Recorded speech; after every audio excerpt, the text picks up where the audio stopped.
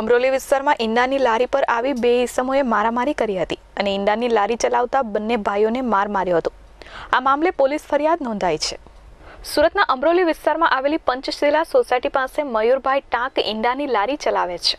તેઓની લારી પર બે ઈસમો આવ્યા હતા અને ઓર્ડર આપ્યો હતો, પરંતુ ઈંડાની લારી ચાલકે થોડીવાર લાગશે તેવું કહેતા બંને ઈસમો રોષે ભરાયા હતા અને મારામારી અને તોડફોડ શરૂ કરી દીધી હતી।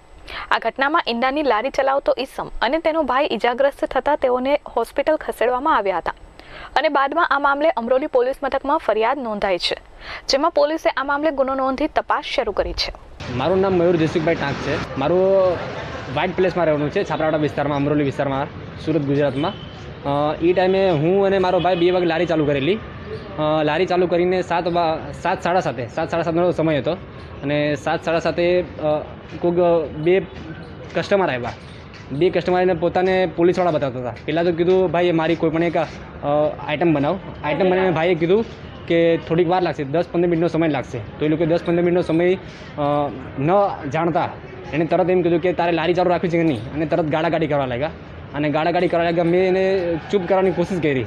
ચૂપ કરાતા એણે મારા માથા પર ચાકુ માર્યું અને અચાનક થોડીક વાર મારામારી કરી, દંડા માર્યા, પછી મને માર્યા, મારા ભાઈને પણ માર્યા। અને અચાનક કોઈ બીજો માણસ આવ્યો, બટકો છોકરો છે, એનું નામ જતીન છે, જતીન પ્રજાપતિ।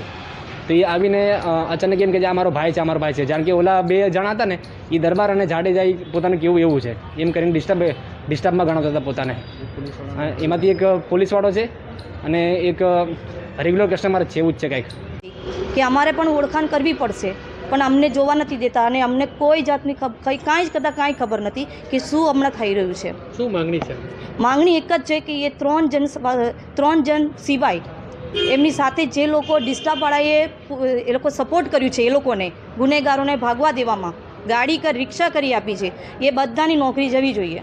કેમેરામેન મુન્ના મલબારી સાથે મયુર ઠક્કર, S24 ન્યૂઝ, સુરત।